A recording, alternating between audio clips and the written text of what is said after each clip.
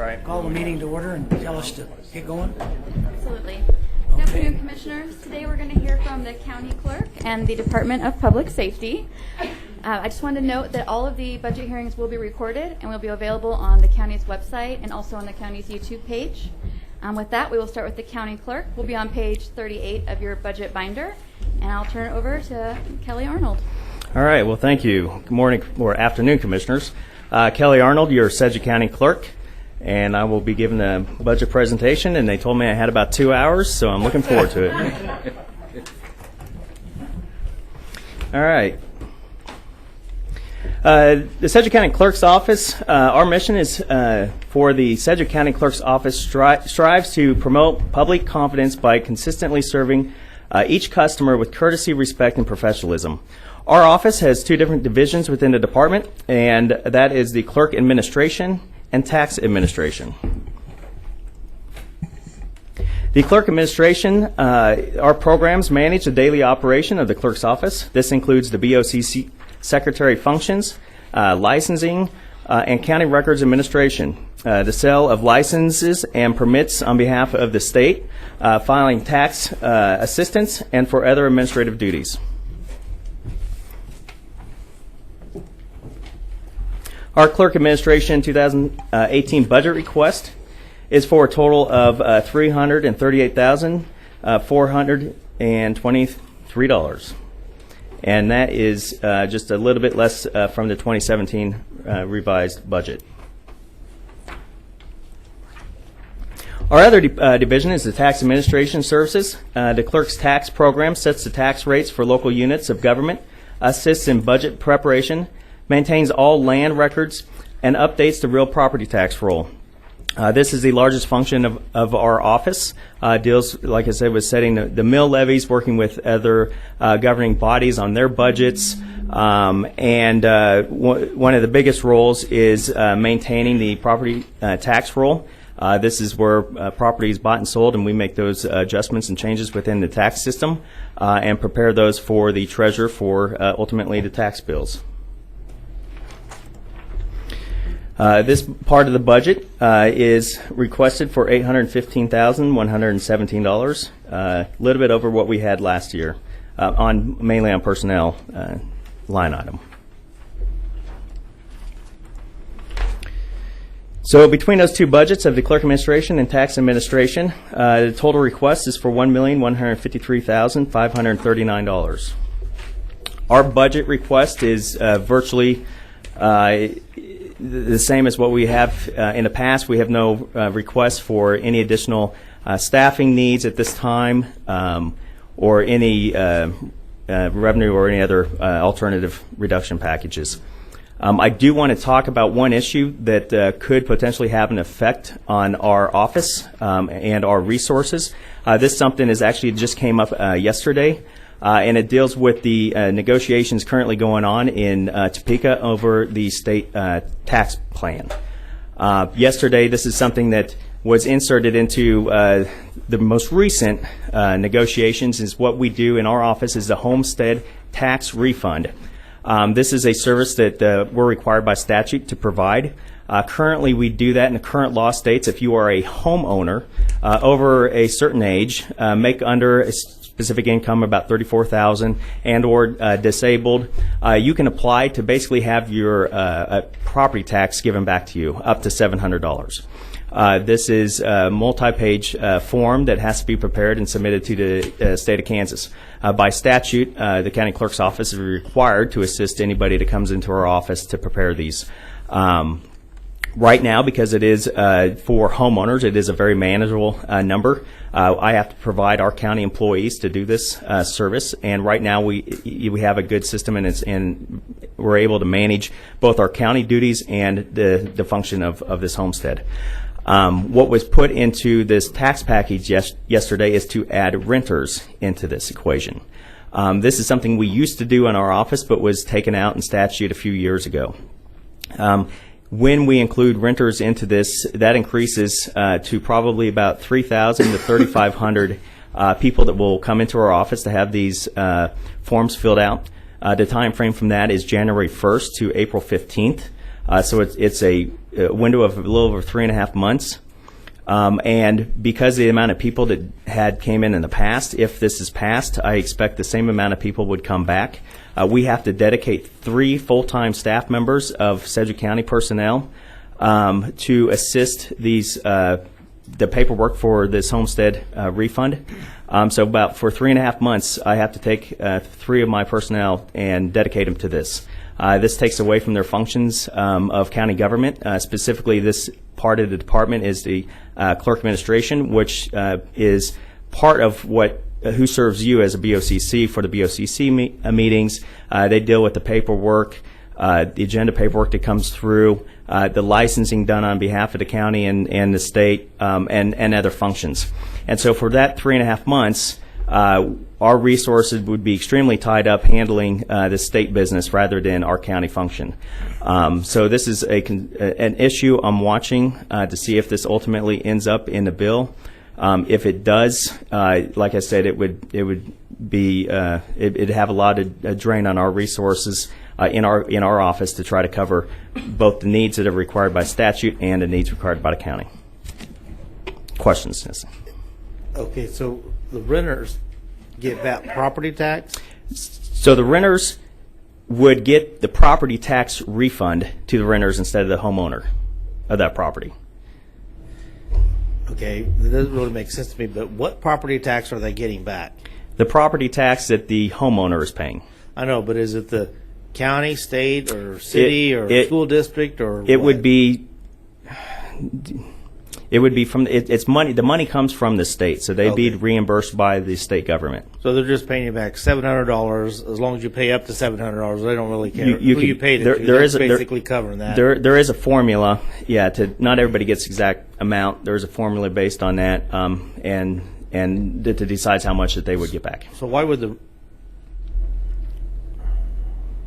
the renter get the property tax refund instead of the homeowner? Yeah. Good question. Okay. All right. Ask Topeka. Yeah. Okay. Other questions? Yeah, doesn't make sense, does it? I'm trying to even go through the Topeka, mindset there, and I'm still not been able to. I'll have to think about that. Well, how many people do you do now? Then it would go up to 3,000. It'd be on average. I was looking at our old numbers from when we did it. It was 3,000, 3,500. The number of people. I'm not sure our exact numbers. I think we're under 5. Yeah, I was going to say I think we're around 500. Oh, that's a big jump. Which is it's a huge amount of people. Yeah. Okay. I don't see any other questions, but here we go. Commissioner House. Just to try to understand a little bit more, on the licenses that you guys issue, can you talk about that just a little bit? What kind of licenses do you issue? We do several different licensing for both the state and for the county. Actually, the majority of licensing we do is on our hunting, fishing, boat for Department of Wildlife. You can come in our office and get a tag. We had a former commissioner that came down every week to get a deer tag, almost every week. And so we do that. We have licensing for businesses that come into the county to do business, but they don't have a office here in the state. So they have to be basically bonded. So if they do business here, that they do pay the sales tax of their business and don't just run off. So they do have to get I believe transient merchant license. And then on behalf of the county, we also do the entertainment licensing for establishments. Right. You guys do like CMB also, that type of Yeah, correct. Yeah. CMB are ran through our office. They're obviously approved by you guys, but they are through our office. Well, I learned something yesterday, and I guess I didn't realize this because I haven't had to get married lately. Thank you. I've been married a long time, 26 years now, praise God. But I guess the 18th Judicial District does marriage licenses. I always thought that you guys did that, but I guess that's not. You guys, We don't in the state of Kansas. Many states, the county clerk does do licensing, marriage licensing. We don't.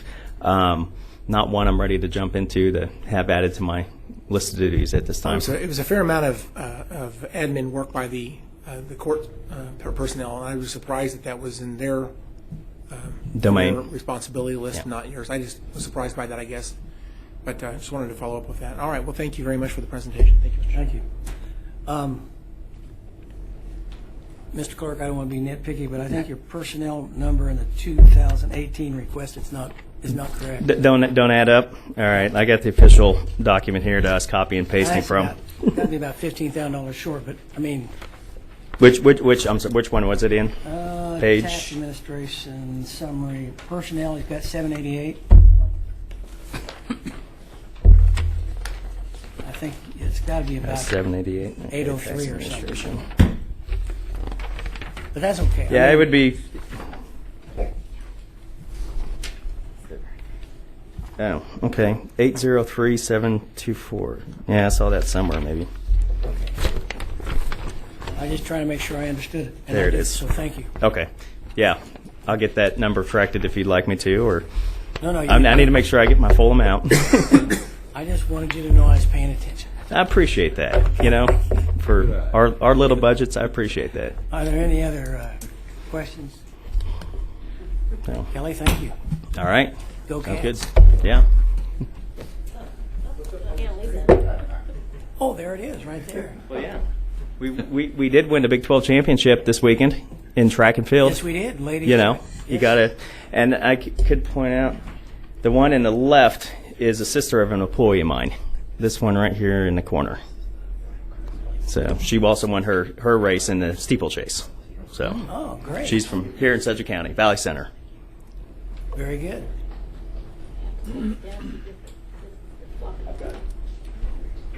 Okay, Maureen. Okay. Commissioners, next we're going to go to the Department of Public Safety. We'll have 8 divisions that we will be seeing in this presentation, and I believe we'll be starting with 911. They're on page 164 of your binder, and they have 2 decision packages that start on page 544. And I believe, okay.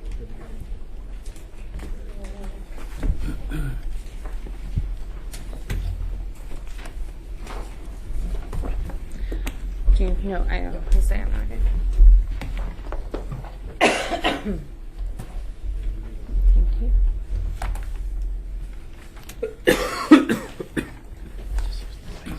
Yeah, thank you. Hello, how are you guys? Good morning. Afternoon. We're fine. I'll wait till everybody's flipped through and ready. All right, my name is Elora Forshey. I'm your director over at Sedgwick County 911, as you guys recall. I'm excited to present this budget to you. I think it's a good one for next year, and I hope you agree. Our mission is to provide the people of Sedgwick County with the vital communications linked to emergency services, personnel, and equipment. We do this by asking the right questions in order to send the right people to the right place in the right amount of time safely. We have several different subcategories to emergency communications, one of them being administration. That's delivered by internal staff members. It benefits all 98 employees that we have. It's just the upper level management of departmental resources. The bulk of what we do and what's really important for our community is the comm center itself, the Emergency Communications Center. We provide radio dispatching services for police, fire, and EMS agencies within Sedgwick County, as well as answering 911 calls for all citizens and visitors. This service is available to all citizens and visitors. Last year, we processed about 745,000 emergency calls and over 7 million radio transmissions. We've talked about this before. You guys know and understand that we are busy and getting busier, of course. We are key to creating a safe and secure community. We do this by providing citizens an avenue to request emergency response while receiving care and instruction in the interim. And this is delivered 100% by internal staff members. We also have a subcategory which really isn't so much a service but something to note, which is our emergency telephone service. And that is our 911 tax fund that's allotted to us from the state of Kansas. This provides equipment needed for receiving and processing emergency calls and can also be used for training 911 personnel. There are parameters that are set out by the statute of what we can spend that on. We can't do that, can't pay any personnel or anything like that with that, but it is for the equipment needs, for the infrastructure that's needed to make 911 work as efficiently as it does. We maintain that equipment both internally by our own personnel and then externally through several vendors. New this year under the emergency communications umbrella is the radio shop. We brought them under our umbrella because they work primarily on our radio system and the public safety equipment. They maintain that equipment both through individual service programming and repair to radios, and then also as the system as a whole. There's about 10,000 users on our radio system. Those are both public safety users, and we also have public works and other non-public safety personnel that are on there. It's used to notify first responders of citizens who are in crisis, and then to communicate with them, obviously, while they're out in the field. And that's all delivered by internal staff members. Just looking at what we did last year, again, we had total number of dispatched incidents, 800,032. You'll notice that number is different than the number I quoted several slides ago. That total number of dispatched incidents includes self-initiated calls as well as inbound calls to 911. So we have Joe citizen that calls 911 and needs help, and then we have Joe officer that says, hey, I've got this going on here, and that's another call that we work there, just to differentiate between the two. So the 588,000 are the 911, strictly I dialed 911, I got through and I answered, versus admin lines and other ways that people get through. A lot of numbers to throw around. Our second service is to maintain that public safety radio system, and that's the radio shop that does that. We don't have any performance measures this year to share. Because that's new under our umbrella, we want to develop really good performance measures that show you what they're doing and what they're capable of. So that's something we're going to be developing this year that you'll see highlighted next year in the budget presentation. And then again, we have just for our non-tax funds, that's that 911 state tax fund that comes from the state. It covers operations in the sense that it supports the infrastructure, that supports the operations. So our stats are the same because it all just makes that 911 system work. So our budget this year is slightly down. We're requesting a little over $9 million. And the slight decrease is because of some personnel changes within the radio shop, some salary changes there. Going through that, we have almost $8 million in personnel, 2.5 in contractuals, 130 approximately in commodities, and then we have our interfund transfers, which that's paying the debt service on our radio system. I do have two decision packages I want to talk to you guys about. I've got the first one, which is our backup site equipment. As you guys are well aware, we're moving the law enforcement training center from the old site up to the Wichita State site. Within that law enforcement training center, we house our 911 training facility, which also serves as our backup site. We are very lucky, I feel like, within emergency communications that we've had a commission and manager that have supported that. Not only do we need to have a prime site that works, but that 911 service is so critical that if something were to happen, we need to have a backup site to be able to get up, get going, get staffed for our citizens to be able to call 911 no matter what's happening. So if we were to lose our main site for a fire, tornado, anything like that, we can get people up to that backup site, stand it up, and resume services to 911 as though nothing has occurred. Because we're moving from a site that currently holds 8 people to a larger room within that facility that we will be able to have 12 console positions, we're going to need some additional equipment for that. The good thing about this decision package for, I think, you guys in the general fund is that this comes out of our 911 equipment reserve. So this is 911 tax funds that were allotted to us in previous years that we had put back for things like this, and we just are asking for the budget authority to use it. The big budget decision package we have is for a computer-aided dispatch system, or a CAD system is the vernacular you'll hear for that. We are asking for $1 million this year. We'll be asking for $1 million next year, and then we're going to also pull money out of our 911 reserves for that. Our CAD system that we have right now is approximately 10 years old. It'll be 10 years old in 2018. And we have a lot of internal and external pressure to get a new vendor and to get a new CAD system. We have some huge security flaws with it, some concerns, especially as we get into a next generation world where we are interconnected with other counties and throughout the state. With our CAD system, we have a lot of limitation in analytics.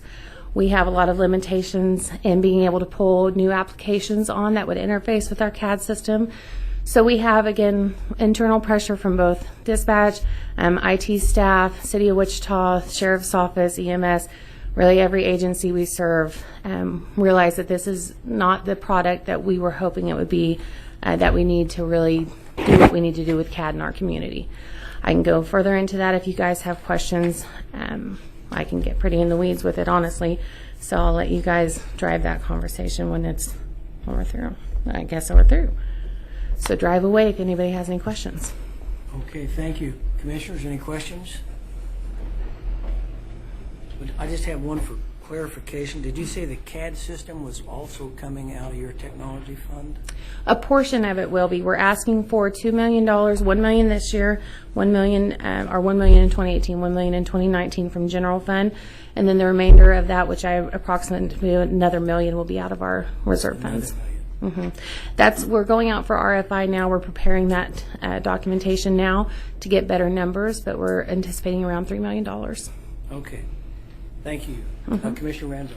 And along that same line, correct me if I'm wrong, I thought last year at one point when we got a list of all the decision packages, and one of the things that showed on there was like if there was already a dedicated source and or if it was revenue neutral, that might be helpful at some point to get the same this year. We'll get that for you. Okay. Any other questions? Thank you for the I see none, so opportunity. thank you. Good All right. job.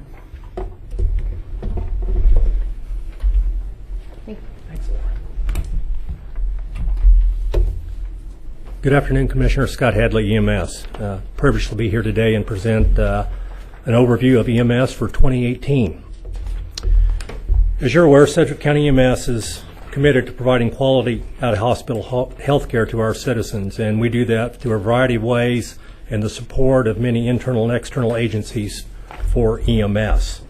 Part of that internal support is through our administrative functions to support those out delivering care each and every day on the ambulance to our citizens. So we go through a lot of budgetary overview, fiscal management, training of employees not only clinically but operationally, as well as the medical supplies that we acquire, the equipment, the oversight of that, the ambulances and everything to make sure it's reliable and durable out there serving our citizens so that they can have quality services. Excuse me. One of the biggest areas in our division is operations, where the men and women are out there delivering that type of care to our citizens. And right now, currently, we have 16 stations strategically located throughout Wichita and Sedgwick County. We're going to add 17, hopefully, by 1 August of this year at 5055 South Oliver and start operating out of there. And then again, start on a couple new projects, as you're aware, also of the Northeast Station here in the near future. We have 21 peak time ambulances now, thanks to your support last year and what you provided us and in ways of the crews out there on the street and additional ambulance and equipment to be able to do that and staff at peak time and staff that station in the southeast part of the county 24/7 come August 1st. We also have special operations units out there. The DMSU, the Disaster Medical Support Unit, is staffed to be able to respond to large-scale incidents that may occur in our community. Also, we have the EMS bike team, which if you're at Riverfest, you will see this year helping support that particular area as well in our special operations. Last year, we provided over 62,000 responses to citizens in the community with just a little under 43,000 total transports in our community to those that were sick and injured. We delivered that to over 500,000 people in 1,008 square miles, as you're well aware. Some of the metrics that we look at, and you've seen these before, we want to keep an eye on what we're doing, how we're doing, is being effective and efficient. The top in the blue area is an area where we look at for our emergent calls, those folks that may be experiencing difficulty breathing, chest pain, seizures, those with acute life-threatening illness and injuries. We respond to in an emergent manner.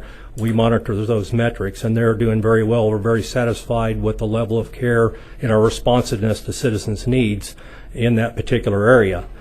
And that equates to about 55,000 of those calls per year out of about 62,000 are emergency responses. The area in blue in the Service B is the non-emergent. Those are the ones that are calls for scheduled transport for a doctor's appointment or for further tests. There's no life-threatening urgency. and we respond to about 7,000 of those per year. And again, you can see we've been monitoring that over the years, and we've made some significant improvements, and partially due to the resources we've been provided over the years to do better in that particular area. And you can see those numbers are coming up in the target area where we would expect them. For our budget request is a little over $19 million for 2018, and you'll see that reduction from 2017, and I think this next slide explains why that is a little bit. It's in the interfund transfers for capital improvement projects from the EMS fund have been backed out. Those for stations and those for the one-time purchase of the ambulance at $193,203 have been backed out for a total of a little over $3.2 million. Is why it's less than the 2017 revised budget. This is what we're asking for this year and your support for EMS. And I want to start with number 3 and 4 first to explain that, and I'll work on number 1 and 2 after that. But as far as number 3, utilities for the new northeast post, once we get it built, we'll need electricity, we'll need to heat it, we'll need water, sewer, and trash services at that facility.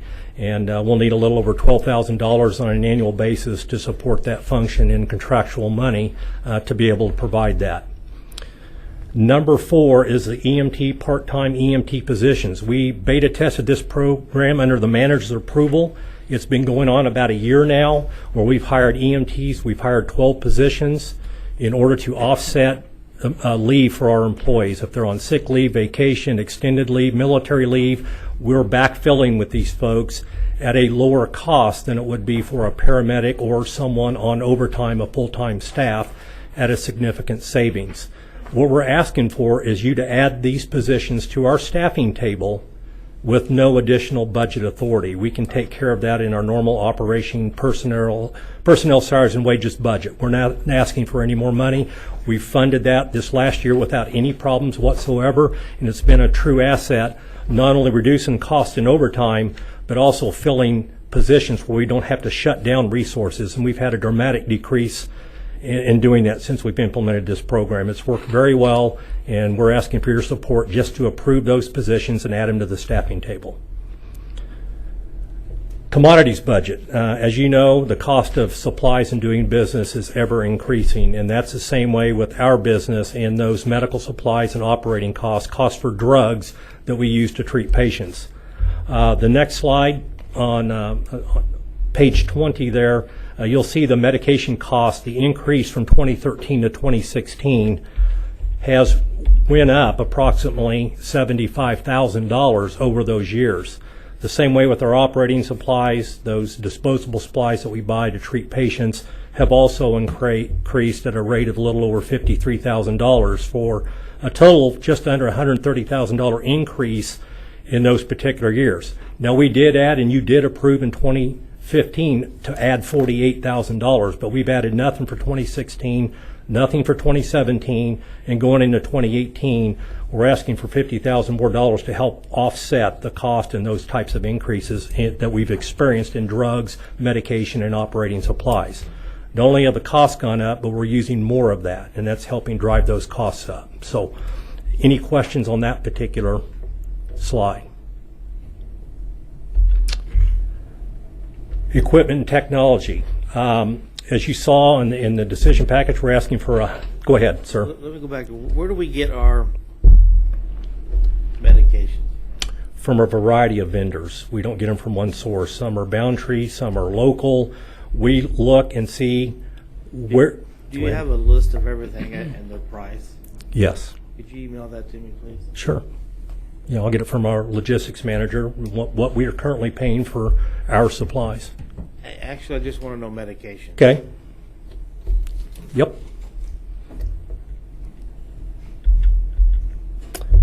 As far as our equipment and technology, the next piece I want to talk to you about is our electronic patient care reporting hardware, or our Tough Book tablets. And these are devices that are used on every patient encounter to document the care delivered to patients, and they're in a mobile environment. And the paramedics document their care on this mobile device, the care they're delivering to that particular patient as per regulation that we're required to do. And these current devices that we have are 4 years old today. And I'm not asking you to just fund them and replace them just because they're 4 years old, and I'll elaborate on that a little bit more. Failures per year are going up. We know the older these devices get, and remember, these are in a 24/7 environment. These are used in extreme cold, hot conditions out in the environment, rainy conditions. They're used 24/7. They're bouncing down the road. They're in a very rugged environment. They're not our desktop computers sitting in my office, sitting there in a temperature-controlled environment, sitting there running and working perfectly fine. We're experiencing more, obviously, failures in these, and that can lead to other problems. Loss of data, which is problematic, which we don't have as part of the patient record. If we lose signatures, that prohibits our ability to seek reimbursement if we should lose data, or the data becomes corrupt, and or somebody gets a hold of that and it's not encrypted properly. So the technology is 4 years old. Our current version of software that we're operating on this system is getting antiquated, and the next version is out there, will not work, and is not compatible with our current device. So there lies another problem. As technology proceeds, we want to implement additional software. The hardware is not able to support the next iteration of the software that we need to transition to. And again, manufacturer for Panasonic's been very good. When we first buy these devices, they're about $4,000 a piece, and they come with a 3-year warranty initially. And for example, last year we purchased, and they allowed us to purchase an additional 1-year warranty at a little over $10,000. Last year we had to replace 25 hard drives in those devices at $638 a piece, which is a little over $15,000 that was covered because we did have the warranty. So the warranty did pay for itself, but the manufacturer is not going to extend us a 5th-year warranty on that device. They're just not going to do it. And it'll be incumbent upon us to repair that out of our budget if on those types of failures, which can get very expensive, in addition to if we lose data and the reliability and the durability of those particular devices. So we want to make sure, and we are looking at different devices, not only the Panasonic Toughbook, but we're going to be looking at other devices maybe that we can purchase at a lower cost.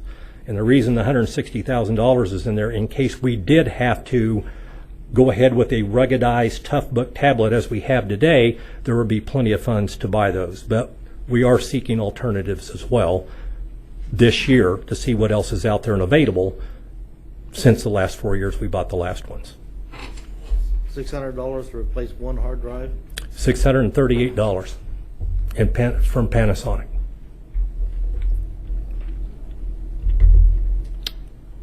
Any questions over the decision packages? And I do have a revenue package. It's been, well, right at a decade since we have increased the cost for non-emergent dedicated standby events. You have approved the emergent cost schedule for EMS that went into effect in 2016. But on the non-emergent side, the standbys that we provide at Hartman Arena, Intrust Bank Arena, those particular costs we have not adjusted in well over a decade. And when we have staff out staffing those events on overtime, we're not covering our personnel costs. So what we're asking here is to raise those rates in line with other folks out there in the EMS industry, and we anticipate that would raise, based on the number of events and the duration of the events, just a little under $25,000 a year in additional revenue by adjusting those rates.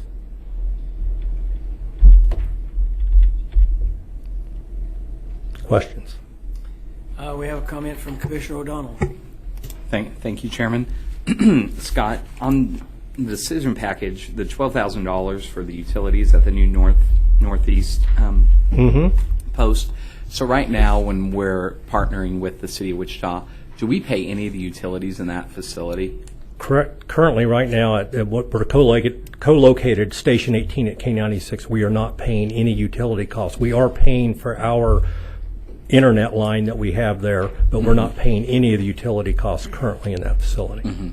And when you presented options to us about maybe even expanding at that facility and adding on, would we start incurring utility I would costs anticipate that would be part of what we would do, much like we do with the City of Derby and those types of facilities that we've had co-location. Same thing we do with the fire district at some of those that we're co-located at, Yeah, based on square so footage. So right now, the city of Wichita is just being a really good partner. And Yes, they are. putting about $1,000 a month in utilities is what you're Yes. averaging. They're And we've been there for 2 subsidizing years. for us. Yes. Okay, that's good to know. Thank you. Thank you. Commissioner Howell. Thank you, Mr. Chairman. Just curiously on the computers, how many laptops are you talking about purchasing? Approximately 40. 40. Mm-hmm. Okay. And so this $160,000, is that just the hardware? Does that include software as well? That's just the hardware. Software separately. We already have a service for that we're paying for, but that's just for the hardware And the warranty. $10,000 for another year warranty, that would be on top of this as well?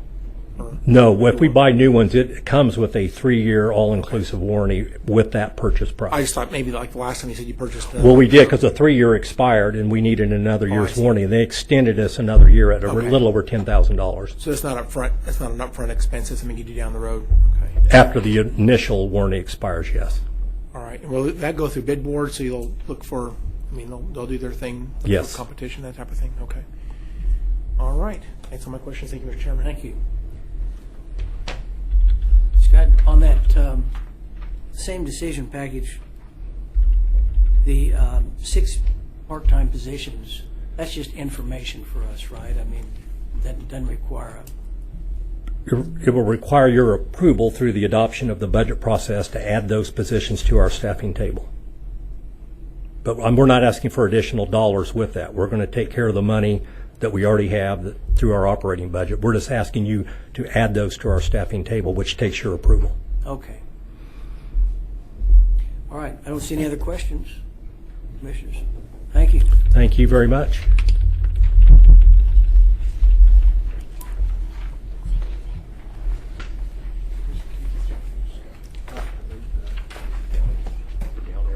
Here.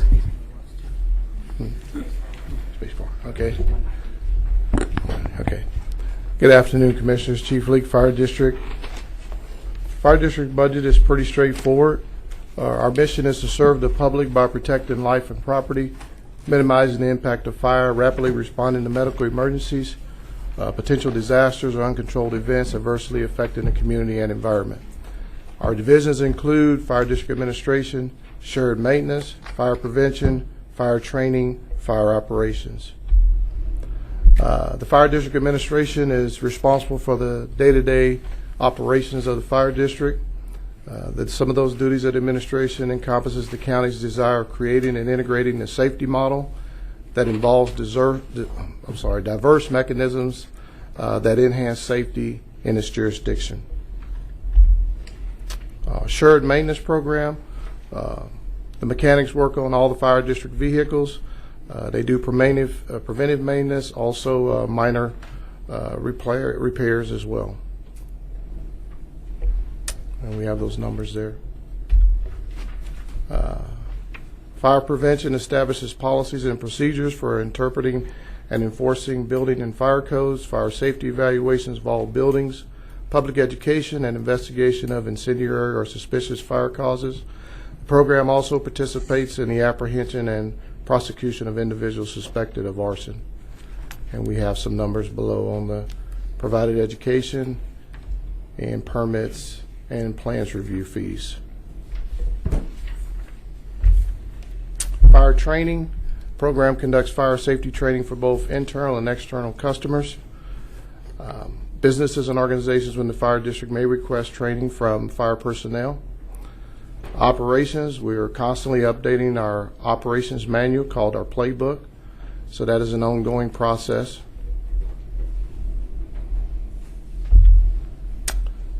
Fire operations consist of the fire district's 9 fire stations. We cover approximately 631 square miles. Last year we ran approximately 9,398 alarms. And the stations below in the graph shows all the alarms per fire station. Okay. Our fire contingency established in 2016 set aside funding to address potential changes in service delivery or emergency situations. If necessary, budget authority would be transferred from the contingency to the correct operating fund center in the department. There are approximately 69,632 citizens who reside in the fire district and may receive services.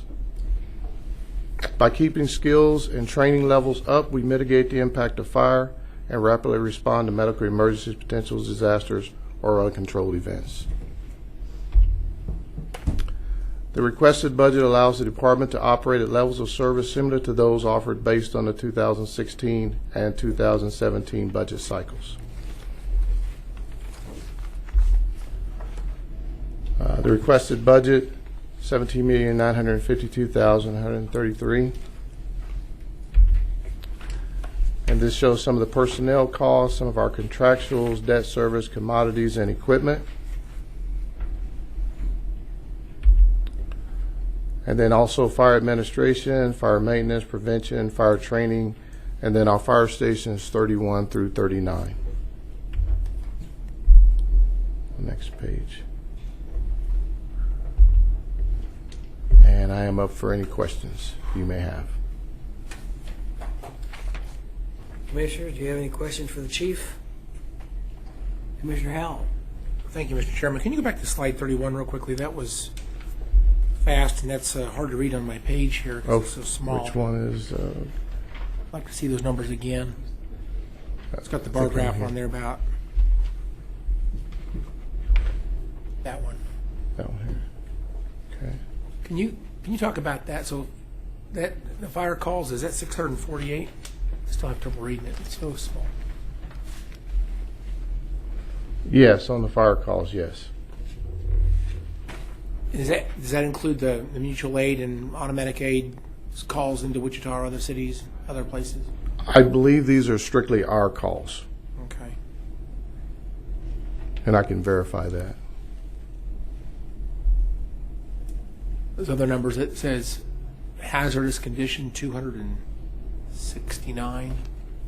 Right, those would be some of our hazmat alarms. What is the next one? Says good intent. Is that or good?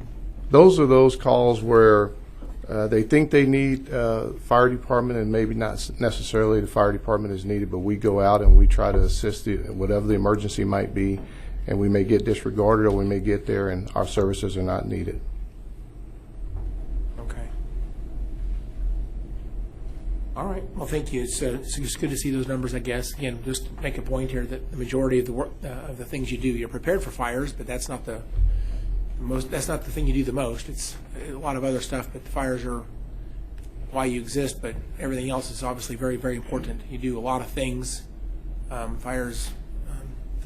I suppose that's the most dangerous thing we probably deal with is fires. I would guess, but that's not the majority of the activity in any way. We like to contribute those lower numbers to fire prevention and the efforts that they make to educate and enforce. Yeah, that's good. I'm glad to hear that. Well, thank you for the presentation. Thank you, Mr. Chairman. Thank you. Chief, I don't see anyone else asking to speak, so thank you very much. All right, thank you.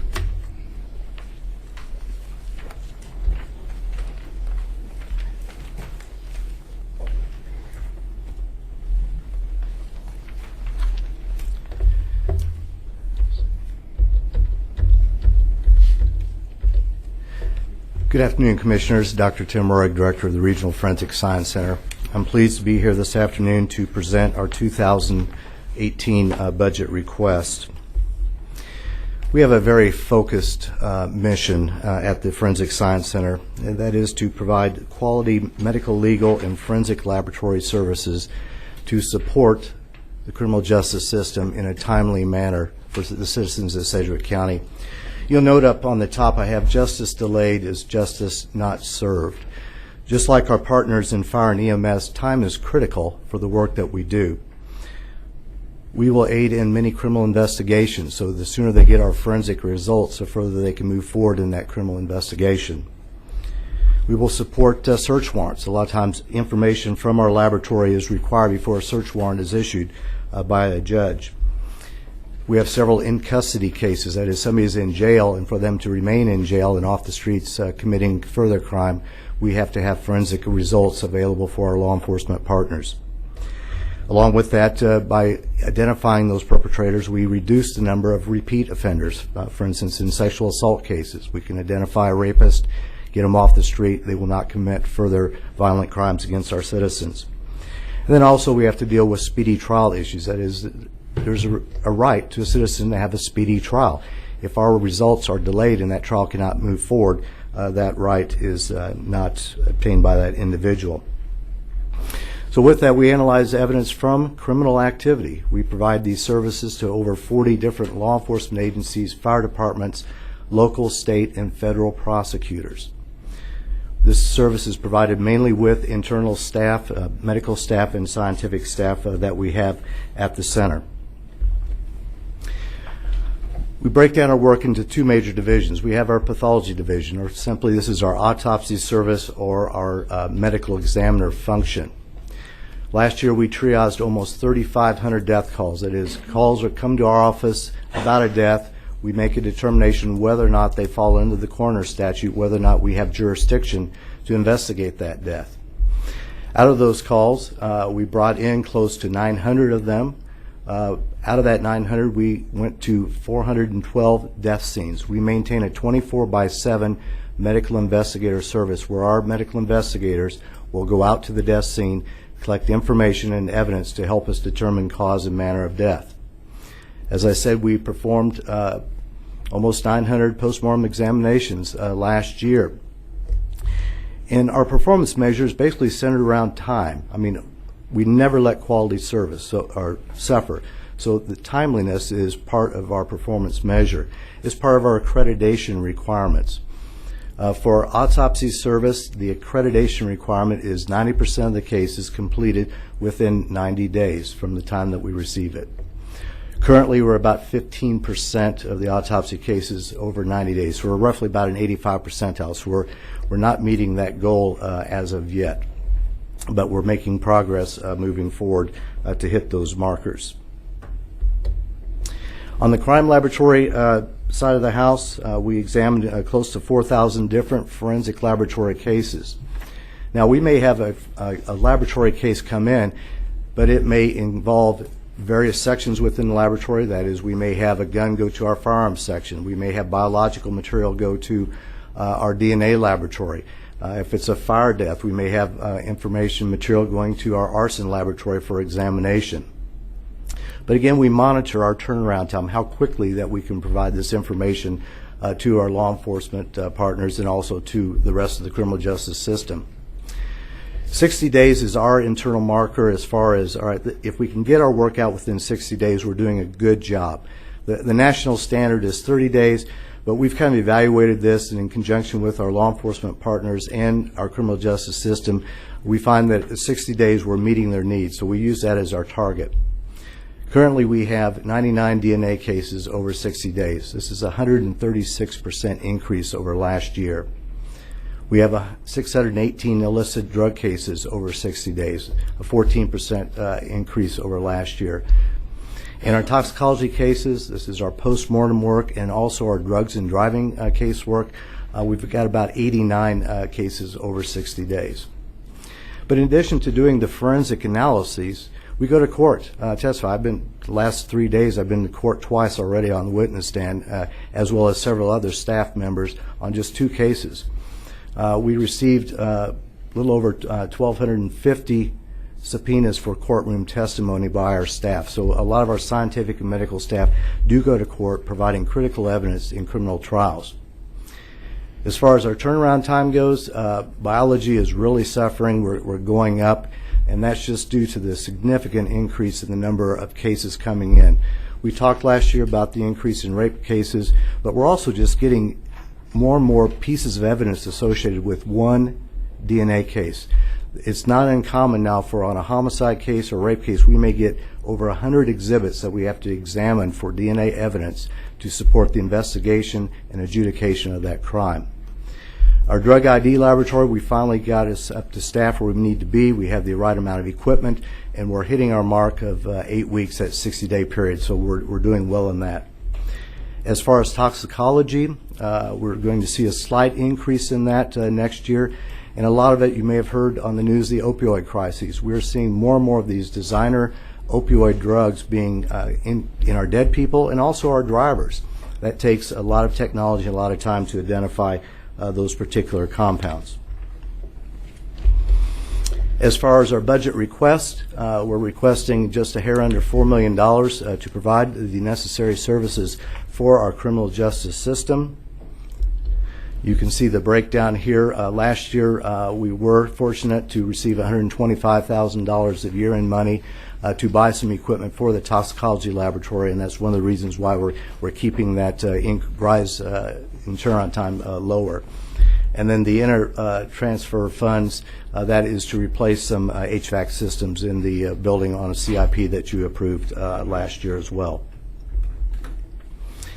I have one decision package to meet a critical need in our office, and that is part-time medical investigators, mainly for vacation and sick leave relief.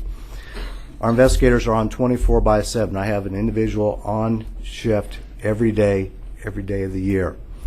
But we're seeing more and more instances where that investigator is on for more than 24 straight hours. So they could be up for 30 hours and have to drive to a death scene to do their investigations.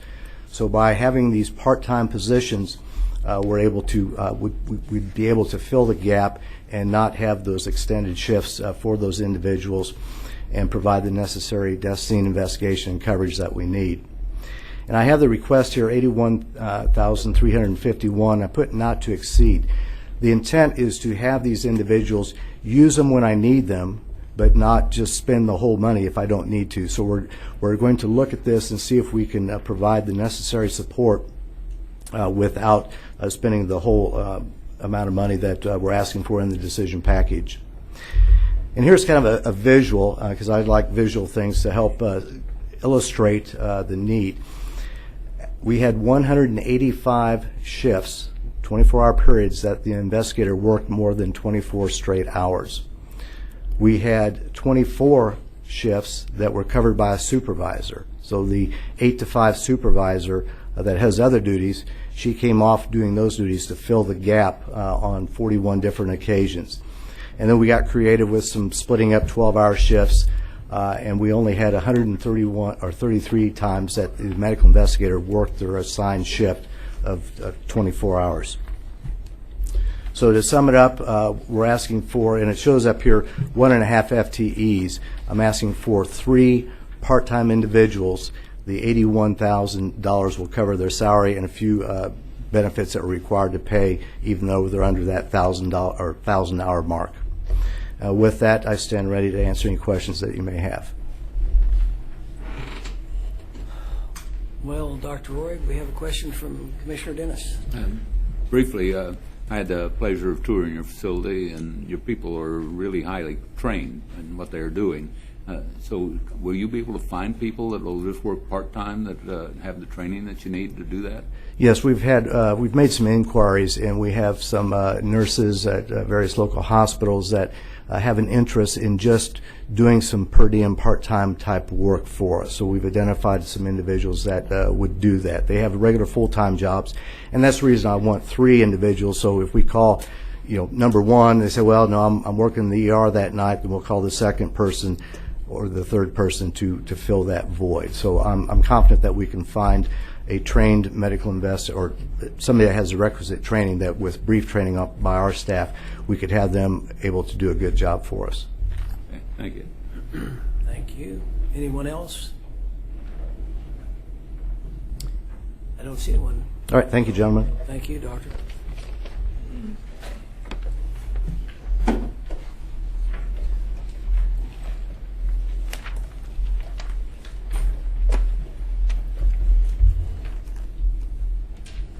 Afternoon, Commissioners. Good Mr. Chairman. afternoon. I'm Dr. John Gallagher. I'm here to speak with you about the Emergency Medical Services System, EMSS, or better known as the Office of the Medical Director, and OMD. In light of this morning's staff meeting, this will be brief. If I go over anything too fast, please say so. We have a mission And mission statement to provide state-of-the-art medical direction and clinical oversight to all pre-hospital providers within the EMS system. We do that through 3 programs, myself in medical direction, as well as program management and clinical practice. The medical director provides physician-led, patient-centered, and team-based oversight for all aspects of pre-hospital care. We are a mandated service by statute. There's the number. We're specifically listed in the strategic plan discussing ensuring premier and best practice patient care for all citizens of Sedgwick County. And we serve the entire EMS system, which is over 1,300 personnel. It's delivered by internal staff, myself. The second is program management. This is managed by Malachi Winters, who you were able to meet this morning. He provides the management of the specialty programs, including integrated healthcare, our LINKS program. He's our hospital liaison, does our investigations, and manages the individualized care plans. His work is also listed specifically in the strategic plan under the same section as myself. He also serves the entire system and is internal staff. The third and final is clinical practice management, performed by Derek Ruddle, who you met. He provides management of the credentialing process as well as oversight for the pre-hospital protocols and system performance data. His is listed in the strategic plan, specifically under credentialing of the fire department first responders. He also serves the entire system and is internal staff. Our budget request for 2018 is $457,619. Our summary of all funds total for 2018 requested is $457,619, which is a small increase from 2017. We have 2 decision packages to discuss, which are predominantly reorganization packages due to changes that have occurred within the Public Safety Division, and these are directed at continuing to provide the services and expanding upon what we've been able to do in the Office of the Medical Director, but also free up some available funding sources in other departments. So the first is the credentialing specialist. That's Ms. Maurer, who you met this morning. She does all of the credentialing of the system. To have her position permanently funded through the general fund in my office will require an FTE creation as well as $117,250. In the exact same vein, in the same the same rationale, is the creation of the colonel position, which is Malachi Winters as the program manager.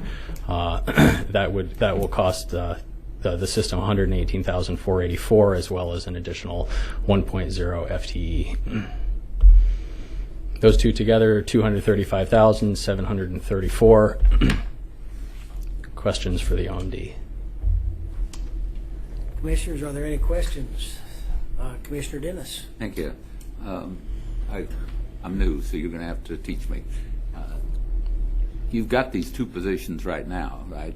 Correct. The major and the colonel position, but they're funded through the EMS side, through recovery of funds through operating the EMS system? That's correct. So historically, the OMD wasn't much at all. And as that has grown and turned into its own independent department, the services have also expanded, but the funding source of the staffing has remained where it previously was within EMS. So I do not believe that it's right for my department to continue being a burden on other departments just because that's where they historically began. Okay. So you want to transfer the entire cost of that over to the general fund? Correct. My office is a system level issue. It serves more than just one service, and as a result is funded through general fund, and I believe that should extend to all of the staff, not just half of us. Okay. That's all I got. Thank you. Okay, thank you, Commissioner. Anyone else with a question? Commissioner Howell. So just following up from the previous line of questioning, is there a corresponding reduction in expense on the EMS budget? No? I think I would defer to Tom on that one. Okay. Okay, so just to clarify, what this request would do would essentially add these 2 positions to the general fund, and it would return the 2 positions that were occupied by the folks you saw this morning to EMS. So there wouldn't be a decrease in that fund. It would just be an overall increase in the general fund, and Scott would have the ability to fill those other 2 positions back on his staffing table. I guess it wasn't clear to me earlier when we had the EMS presentation that was essentially, so you can add a couple of FTEs to your staff to backfill the positions that are being moved over to OMB. Right. Basically, it would add 2 new positions to the OMD staffing table, potentially filled by those same folks who were here this morning. But then that would still leave the 2 other positions back on the EMS staffing table to be filled, funded, to return to what they had done previously before that shift occurred. Okay. All right. Thank you. Or we could elect to eliminate those positions. Right. If any, we can always. We don't have the people there now. You can make the argument we'll operate without them. We shift them over, right? I think the 2 positions that that you saw at the meeting this morning, those 2 individuals occupy those 2 positions. They're currently on the EMS staffing table, but they report to the OMD through this MOU. And so, yes, I guess you could eliminate those 2 positions, but it would be off of the EMS staffing table. Right. And okay. Right. That's what I'm saying. We don't need to automatically. I think a business case should be made for those 2 positions. They're not. They're being used for what they're being used now. We could just shift them operational in or there and funding wise and eliminate them. That's an option, is what I'm saying. Mr. Chairman. Commissioner O'Donnell. Since Scott Hadley's here, could he talk about what that would mean for EMS about those 2 positions? Could we bring him to the front? Mr. Chair? Sure, certainly. Hi, Scott Hadley. As alluded to, as we stood up the Office of the Medical Director to support it and made a decision to do that many years ago, it has never been fully staffed. In my opinion, we haven't provided the adequate staffing to do what we're asking it to do today, to oversee 1,300 providers, the City of Wichita, Sedgwick County Fire District, Derby, as a system-level oversight of clinical care. So what we did in the interim is try to share a couple of positions from EMS to prop that up, to get it on its feet until we could adequately either support that or make other decisions. Right now, we're operating at a deficit. There are several things that I'm not doing because those people aren't physically in my department. So, yes, we could eliminate them, but there would be things that would suffer. We have things in our strategic plan we're trying to achieve that would not be able to achieve without those positions in EMS providing other types of training support to EMS operations. So while we've done it in this vein, we felt we can make a case for adding those to the general fund so Dr. Gallagher can have the staff to operate the Office of the Medical Director and then free up and return those positions to EMS to continue with EMS operations. I'd like you to email a list of those things that you're not getting done now. Sure. Well, can I follow up? Please. So the skill of this worker is very high. Obviously, the education level and the credentialing is pretty high, at least for the Office of Medical Director. Would that be the same level of employee that you would need as well? Sure. In the same range of about $117,000. Right, and those positions at that level would provide that level of oversight and program management. But you need that level as well, not just OMD. Correct. Okay. And so I there's have not a list cost of savings those with hiring people at a lower level. Correct. On your side. We would certainly look at that, but that was what they were at before they went to the OMD, doing that level of work within our department. But we could certainly look at what needs to be done, but we do have a list of things that position would be doing that they're not doing. Right, and I understand that there's a skill set that's required, but I Correct. didn't know if it was quite as high as what Dr. Gallagher's needing as well. So Right. I'd be interested to know if we could get those employees at maybe a cost savings on your side. Okay. But, all right, thank you, Scott. Thank you, Mr. Thank Chairman. you. Thank you. I don't see any more questions, so thank you for the presentation. Thank you, gentlemen.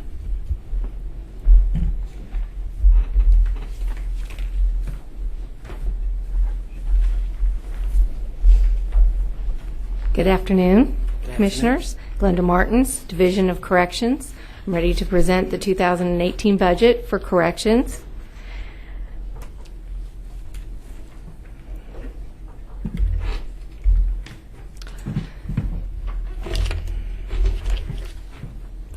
Our mission is to provide a continuum of community-based correctional services which promotes public safety, holds offenders accountable, and improves their ability to live productively and lawfully in the community, which I think goes very hand in hand with the new Sedgwick County mission. We have 3 specific main components. One is adult services, juvenile services, and juvenile facilities. We serve approximately 10,000 adults and juvenile clients. We have 28 cost centers. Our main focus is obviously to reduce recidivism and to keep clients and staff safe in our facilities. Our Sedgwick County Drug Court program is an intervention program for felony offenders with addiction issues. We serve approximately 185 clients in 2016 with an average of 109 ADP. The unit cost per day is $20.55. The recidivism rate is 35% in this program. Pretrial service program diverts inmates from adult detention facilities to their own homes under close supervision with electronic monitoring and as needed. It's a less costly alternative to incarceration. We serve approximately 1,500 clients with an ADP of 242 at a low cost of $8.68 per day. The average length of stay is 39 days. We have adult intensive supervision program, which protects the community by closely supervising felony offenders at appropriate levels of intensity combined with programming for at-risk. It is also less costly to incarceration. We serve almost 3,000 clients with an average daily population of a little over 1,600. The cost per day is $6.29. We also have an estimated revenue of $240,000 in this program. Adult Residential Center promotes public safety through close supervision of felony offenders in a residential setting. It's less costly alternative to prison. We serve about 306 clients per year with an ADP of 63. We also have a revenue of $280,000 per year. We have a very good successful discharge rate of 77%, and the cost per day is $78.57. We also have a Department of Corrections Administration. It supports and administers the planning, budget, and monitoring of community-based programming for offenders, juveniles, and adults. It provides centralized support services. We serve 3 juvenile residential facilities and 14 programs. We have 332 FTEs. We also have a division on training. We consolidated all of the division-wide training to meet all the correctional requirements. We are licensed and we have standards that we have to meet annually. We have served, we had 95 of those trainings last year in 2016, and 60 of our employees serve as the trainers for those trainings. So we do it all in-house. We also have a juvenile detention facility. It's a 24/7 facility for male and female juvenile offenders that are alleged offenders who are awaiting court or hearings or placements by the state for out-of-home placement or juvenile correctional facilities. Our clients we served in 2016 were 934, with an average daily population of 55. The cost per day is $224.98. We do receive state reimbursement for this program at $120 a day.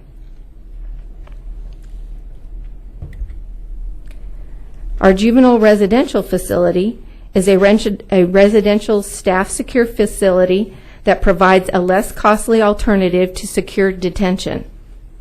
We served 211 in 2016 with an ADP of 15. The average length of stay is approximately 30 days at a cost of $167.77.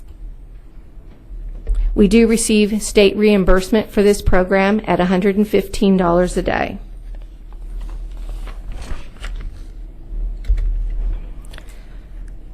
Next, we have the Judge Riddell Boys and Girls Alternative Program.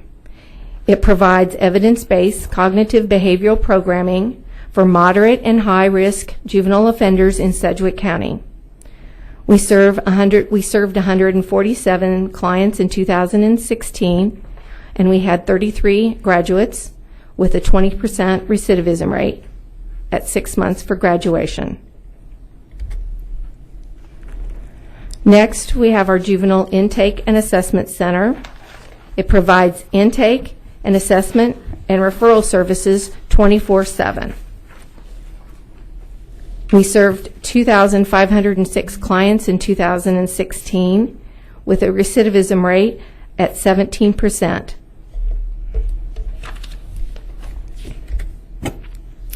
Next, we have our Juvenile Services contracts. It is an annual block grant award that provides prevention and early intervention services.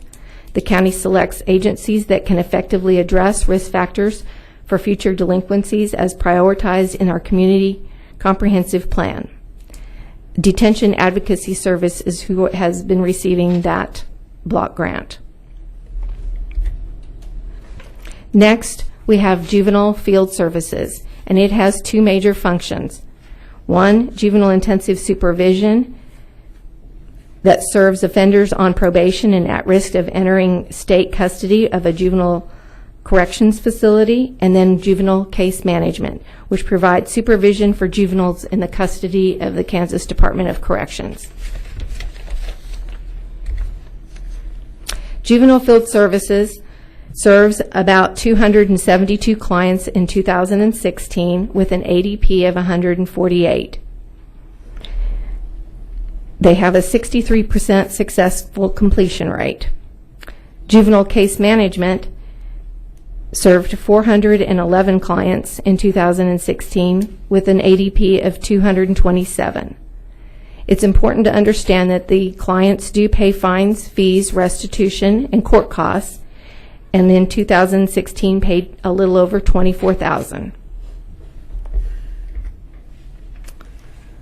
The Sedgwick County Youth Program, SKIP, provides a residential reentry program to prepare and assist male juvenile offenders 16 to 22 to transition from correctional facilities to the community. We are also using it as a YRC2, a youth residential center too. They had 85 clients in 2016 with an ADP of 14. They have a very high employment rate of 48%. The cost per day is $139.33, and it's a 15-bed capacity. The clients have paid a total amount in 2016 of $1,421 for restitution. Our budget request this year is $11,639,090. Our corrections grant is $10,127,897. So our total budget is $21,766,987. The JAG grant is an allocation that we will apply for. We are at a decrease of from last year of $653,000 and just a little under 3%. This is a line item of personnel, contractual, debit service, commodities, and transfer funds. We submitted a decision package for the Division of Corrections for a database replacement. Currently, our system now has a database system that is old. It's supported by, well, it's not supported. It has 9 Access databases supporting it, and ITS no longer supports Access. It is slowly a problem. So we've hired High Touch at a rate of $110 per hour to do minor fixes. It's a very critical component to everything that we do when we move youth from the minute they walk in the doors in an intake and assessment, through detention, through juvenile field services, and to any of the other programmings. With that client movement, we're talking about medical, health, food, allergies, billing, staff training, client information, reports that go to the state, and all the ADP information that you get comes through our database. We're asking for $250,000 to purchase an off-the-shelf software package that is correctional focused. So there would be an ongoing maintenance cost for that. That's not included in this. So the division is requesting $21,767,987, a 2.92 decrease from last year. And I'm open for questions. We have a comment. Commissioner Dennis. Thank you. About half your budget is grants. What happens if we don't get those grants sometime? Are they guaranteed, or how do we manage if we don't have them? That's a very good question. I have been told by KDOC that there is flat funding this year, and that we will be receiving flat funding, and that was the amount that we would be getting. Okay, but the state of Kansas is pretty well broke. Yes, I know. It is possible that we wouldn't get that. So where do we go? When half your budget is reliant on that? That's absolutely true. That means we would go back to prioritizing and knowing what we have to mandated have, what we're mandated by statute to have. Okay. Thank you. All right, thank you, Commissioner. Commissioner Howell. Thank you, Mr. Chairman. Just trying to get my understanding exactly which one of these charts goes to which facility. Mm-hmm. The skip facility is one down here on Central. Right, 622 East Central. Right, and that has, I see it here on the slide on page 35, top of the page. Average daily population is 15. Can you, going back a couple of pages, trying to, I'm going the wrong way here. No. Put that back. Okay. Okay, yeah. Skip has ADP is 14, and that's called Sedgwick County Youth Program. A couple pages back, there's a juvenile residential facility. Please explain to me which one is that? That is the excuse me. It is a. It's on page 35. Yes, it's a less costly alternative to detention. The youth that go to the residential are just a temporary placement, usually less than or approximately 30 days. So it's in order that kids that wouldn't really screen into detention could possibly go over to residential. I'm just curious, where is the facility? It's right next to the detention facility. Okay, all right. And I'm curious on the SKIP program. Is the state doing reimbursement on that as well? Yes, they do $126 a day. That's what I thought. Okay. Is there any buzz about the state eliminating that program because it's a YRC2? No, most of the YRC2s are closing. Right. This is a YRC2. That's why I'm wondering, is that at risk specifically because it's YRC2? Do you know? No, I don't think it's at risk for the state to close. at this time. All right, thank you, Mr. Chairman. That's all I have. Thank you, Commissioner. Commissioner Renzo. Yeah, on the JRBR program, 20% after 6 months recidivism. What's our target? I believe that is our target. That's a pretty low recidivism rate. That's at 6 months. Is that's our target, not our actual? Well, it hasn't been working long enough to go to 12-month and then to start doing more checks. So right now we're right on target with where we need to be. Okay, I guess that's my question. What are you saying here? Is this our target, or is this what we've achieved at this point? This is what we've achieved right now. Okay, but we're going to track them for how long? We'll track it at 6, 12, and 18 months. Okay, all right, thank you. Mm-hmm. At all. And being right on track at this point, what is the expectation at 18 months for recidivism, or is that a good question right now? Well, I would love to see it less than 30%. 35 is a national average rate. Okay. So 20% looks really good. We'd love to keep it down. Okay, good. Any other questions, commissioners? I just want to make a comment. Commissioner Howell? Thank you, Mr. Chairman. I just wanted to just say, I'm not sure if the other commissioners have tuned into that program or not. I've been over there for the graduations. I want to say I appreciate the staff. It's been good to see what they do over there. I would say it's not an easy program. Mm-hmm. They do have very high standards, and if the kids don't attend the classes or whatever, they're not allowed to continue. So it is, if I understand correctly, I think they do have requirements for attendance and that type of thing. So for a kid to be able to be in that program and graduate is a pretty big commitment.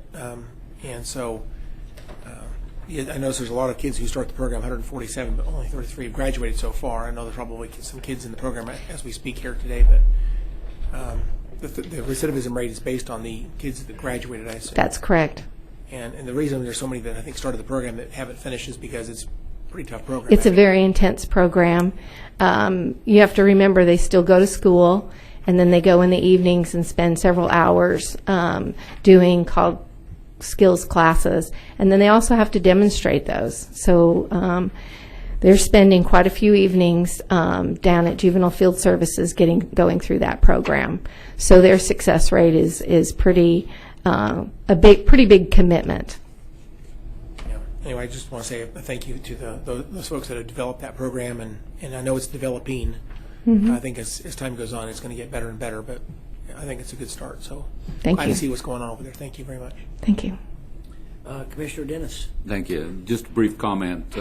When you look at their budget, $22 million is a huge budget, but I hope everyone has a chance to go over and see what they're doing.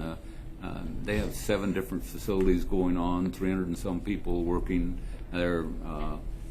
They've got folks that are incarcerated basically at night, but go out and get jobs during the day. They're going to school during the day. There's a lot going on. So I applaud what I got to see the other day of what they're doing. And again, if you just look at the numbers, you really need to get beyond the numbers and see how many people that they're touching. Thank you. Thank you, Commissioner. Appreciate that. Well, that was a good comment. That's a good place to end, don't you think? Thank you. Yeah. Thank you, Glenda. Mm-hmm. Commissioners, we have 2 presentations left within public safety. We've been going about an hour and a half. Would you like to keep going, or would you like to take a short break? Short break. Okay. Is Great. what are you saying? 10 minutes? About 10 minutes, yes. Okay. Minute after so we can get done before dinner. So. Mow the grass. Oh yeah.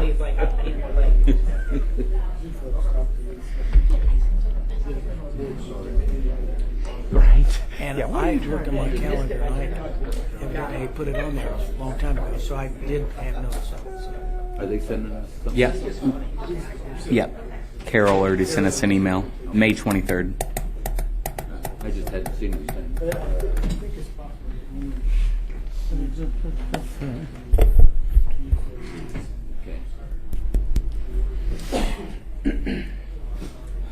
Okay, Lorianne, are you ready? Absolutely. We're going to start with emergency management. We will be on page 170 of your binders. I'm going to turn over to Dan Pugh. Thank you. Good afternoon, Commissioners. Good afternoon. It is currently beautiful and dry outside, so it will stay that way for several hours, and then this evening we'll change conditions drastically. So I sent some information along, but for anybody who wants to follow along, you can do that on the county website, on our emergency log, or go to our county app, and we will be posting things there too. So I always like to plug that. Very good. All right. We will get started here. Ours is relatively short and sweet. We're a small division, but we do a lot. We got our fingers in a whole bunch of different things. Our mission in emergency management is creating a safe, secure, and healthy environment for the whole community through a comprehensive program of prevention, protection, mitigation, response, and recovery. Those 5 missions are the missions of emergency management across the entire country. We all follow under the same concept through both the national framework and the National Incident Management System. So those 5 areas, trying to protect our citizens from things that may happen, prevent what we can. When we can't prevent it, we'll mitigate it, which is a fancy way of saying we're going to make it not as bad. So it's about reducing vulnerabilities. And then, of course, once something happens, we'll respond to it and begin the process of community recovery. And our focus is the whole community. We have a lot of citizens in Sedgwick County. We've got a lot of businesses and a lot of people that come in and out of Sedgwick County too, that directly and indirectly benefit from what Sedgwick County Emergency Management does and the partnerships and coordination that we have. Our strategy is, of course, building safe and secure communities. That's where we fall in the strategic plan. We have a host of performance measures that we use within our division. We're updating those to fit under the strategic plan for the county, and there's not much to update. We just need to tweak a couple of things, but they look great, and I think we're going to continue to see some outstanding work out of there. Overall, our work is completed by internal staff, though we do use vendor support for maintenance on our outdoor warning sirens, commonly referred to as tornado sirens. Those outdoor warning sirens sometimes require specialized equipment to access because they are obviously really high in the air, and then sometimes we need licensed electricians as well. So we do a vendor contract through that for support to be able to do maintenance on those on occasion. So we have 3 primary services or functions that we provide in out of the local funding, out of property tax funds. We have our administrative program. This ensures that all the programs have the necessary support to meet requirements and expectations. One of the big comprehensive parts of this is our Emergency Operations Center, which we activated over 20 times last year, and most of those were monitoring events. So, there were things coming in, and we put a couple of people in there to really focus on what was going on, to make sure we were on top of it, because we felt like either weather or other situations could get to a point where we would have problems. And fortunately, most of the time we did not, although as you will all remember, in August and September we had a couple of doozies of a storm that came through that ended up getting federal disaster declarations in addition to the disaster declarations we did here locally and at the state level. So and that's exactly the kind of thing that we're preparing for throughout the entire process. And sometimes it's difficult to justify work when we don't have disasters. It's because a lot of times we're behind the scenes, and it's not something that you see right out in front of stuff.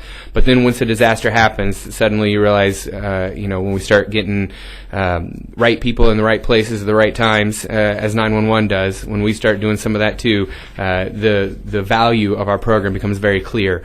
And the reimbursement process and the recovery process that we worked through the county to be able to get some assistance to townships and to cities and Sedgwick County itself becomes very invaluable over time during those types of situations.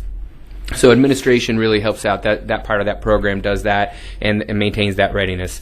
We, of course, expect our EOC to be ready at all times. We have a state-of-the-art EOC facility, although it's 10 years old, and we'll talk a little bit about that in our decision packets here in a few. But we expect it to be up and ready at all times.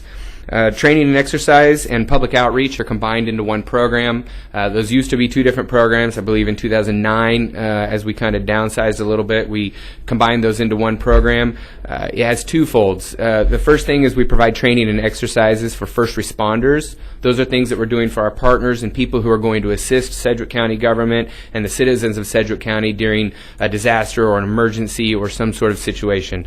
Those are the trainings we provide for them, exercises where we can bring people together and walk through what would happen before an event happens. The other side is that we provide public outreach for residents of Sedgwick County, and those you see in the events of storm safety classes that we've just wrapped up doing, some in almost every community here in Sedgwick County, and we also have numerous opportunities that we provide throughout the course of the year for public outreach, and also work with communications to be able to push information out on social media and through the Sedgwick County app for the same things for public outreach. Both of those programs in the administration program are required by law at varying degrees under Kansas statute.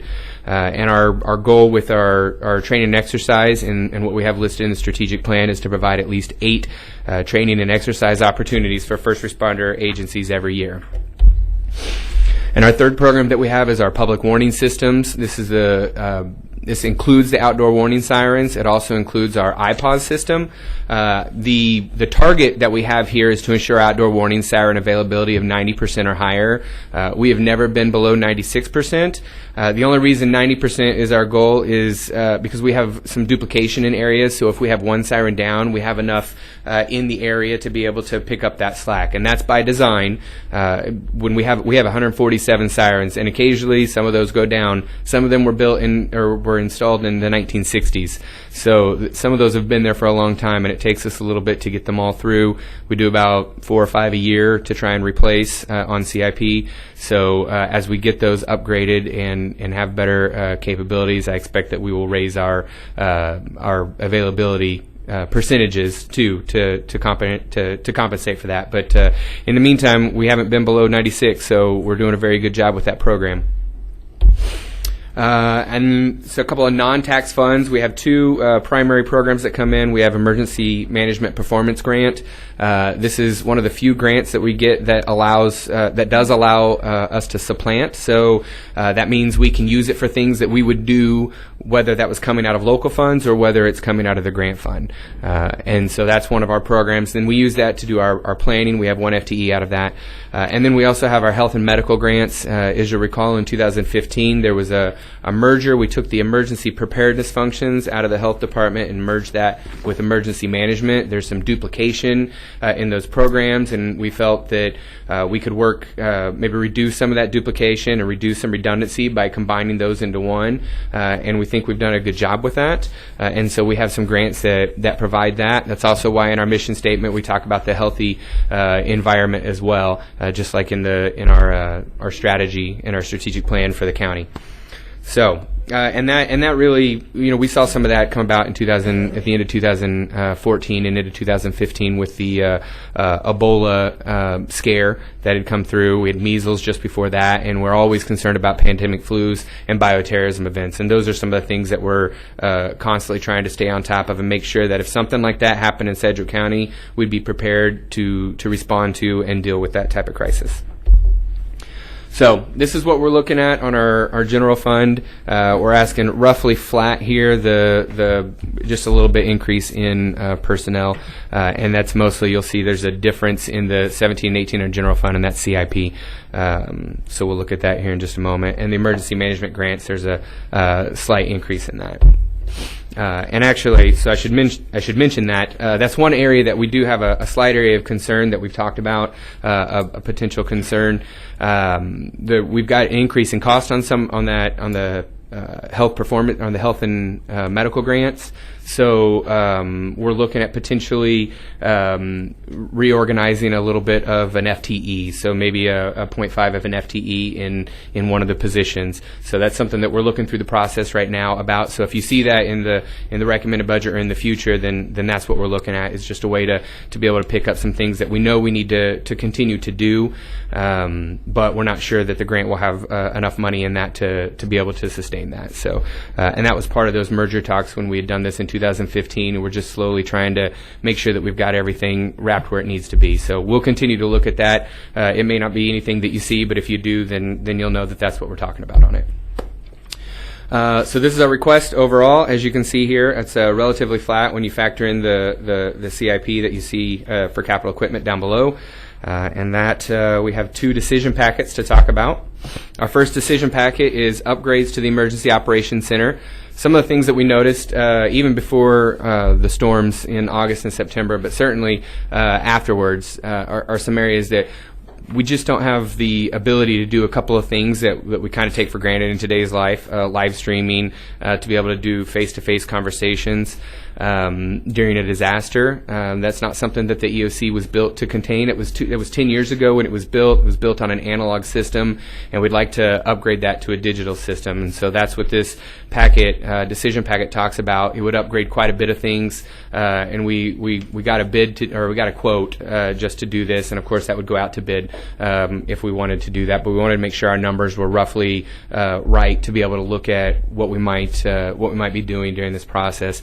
This would include the capabilities of doing some of those live streamings, of having the availability to record what happens in there, to have the availability for you to be able to see what's happening here at this building without everybody having to be over at that building at the same time.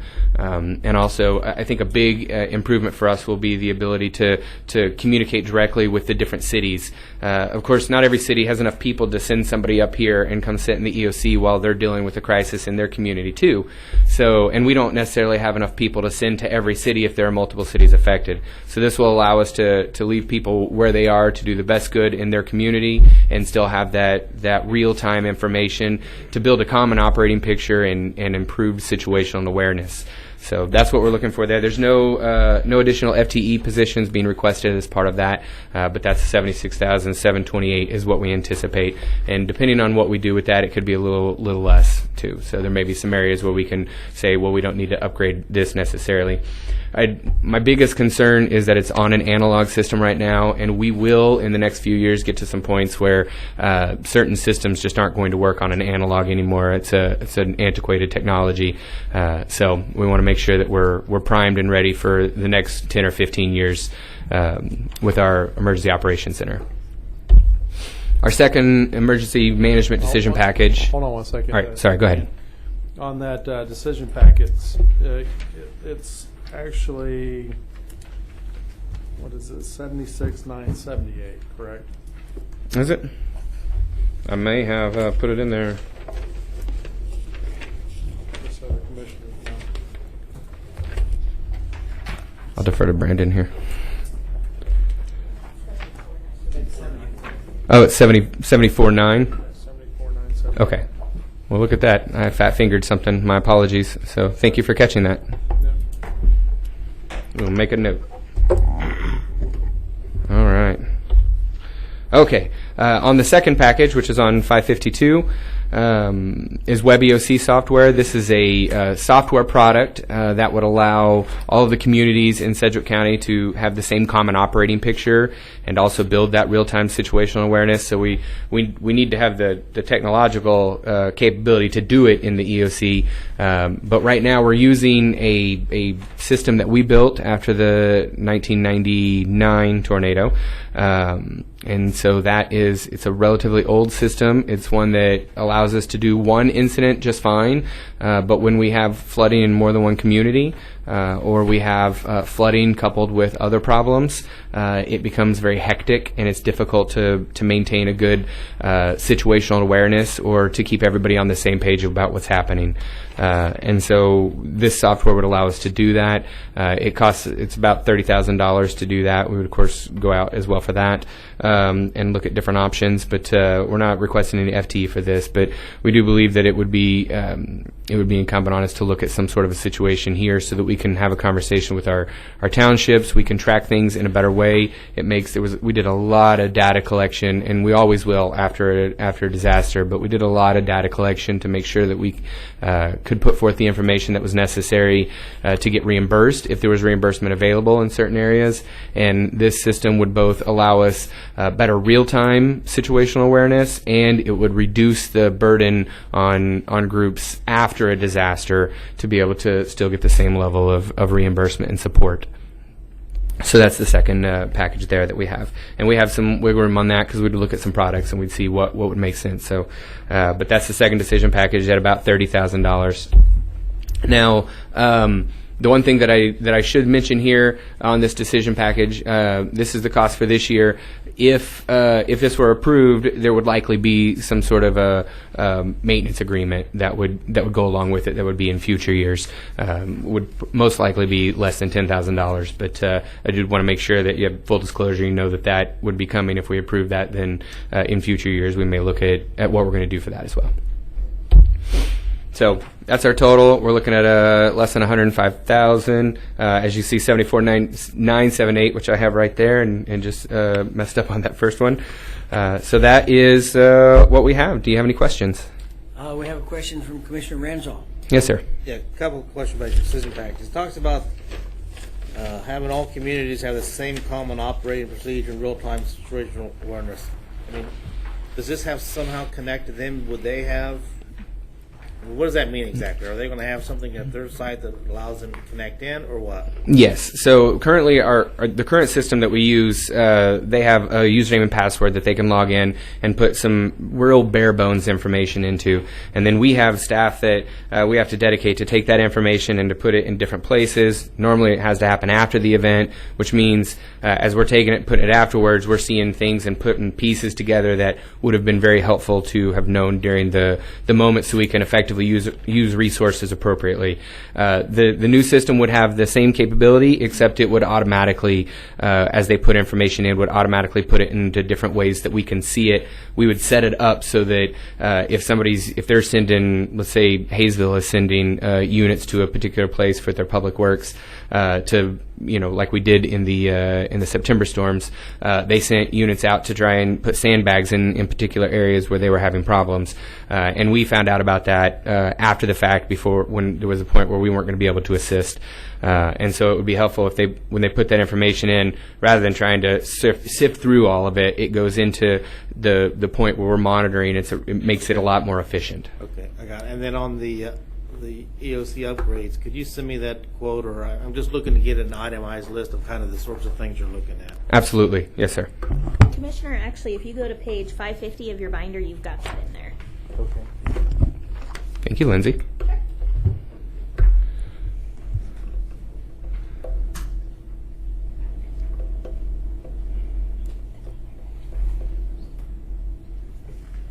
Let me ask you a quick question, just for my own information. You talked about the sirens briefly that we've got out there. You said there's 100 and some sirens located.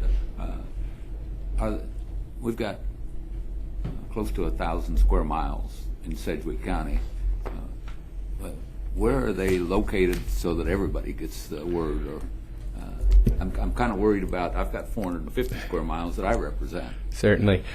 So outdoor warning sirens, I think the first thing to make note is outdoor warning sirens are meant to warn people who are outdoors. So we have them in a lot of areas where there may be parks, golf courses, schools, stadiums, areas where we know there are going to be people who congregate outdoors. And we also, and I don't recall the number off the top of my head, but we have a certain number of households in an area before we look at putting in a new siren into that area. So there are parts of the county, especially some of the rural parts, where maybe there's only one or two houses that don't have siren coverage. But areas where there's more population, or where we have parks like Lake Afton, there's no population necessarily around there, but of course we have a lot of people who would be outdoors, not necessarily carrying their phone with them on the boat, or at least not hearing it, or at the campsite. So, we want to make sure that we've got those areas covered. So we have 147 sirens, and we do have coverage of about 2/3 of the county. throughout all of the different cities. Every city has sirens in it, and then the more populated areas of the rural areas also have So coverage. you keep track of the growth of Sedgwick County so that as it grows, whether you're adding more sirens? Yes. Yep. When was the last time we added any sirens? We are adding 4 this year. In fact, we've got 2 that are almost done. We've got 1 that's going in at the new Southeast High School. There's no siren in that area, and of course they've built the new high school there. But we're trying to get a new siren up in that area to cover all of the outdoor activities around that school. Good. Thank you. Thank you. Were you finished, Commissioner? Okay. Anybody else want to speak?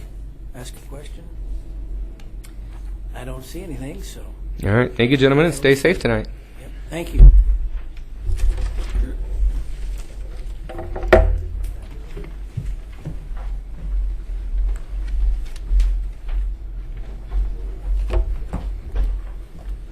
Good afternoon. Good afternoon, Commissioners. I'm Courtney Capello, Assistant Director, MABCD.